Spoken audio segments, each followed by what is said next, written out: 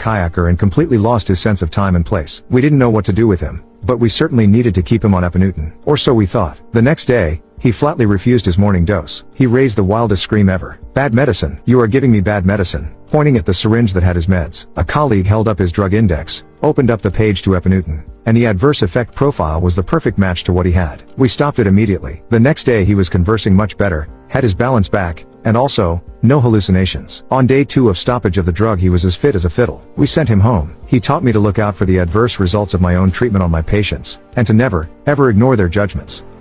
2 answers for this. First, I was on call in the emergency room as a resident and a family brought in a gentleman and said they wanted a CT scan of his brain because they thought he had a brain tumor. I asked why they thought that, and they said because he was nice. I stood there confused until they said that he'd always been a really nasty person and now suddenly he was very pleasant, so they were sure he had a brain tumor. I stood there dumbfounded. My examination was normal, but I'd always been taught to listen to patients and their families, so I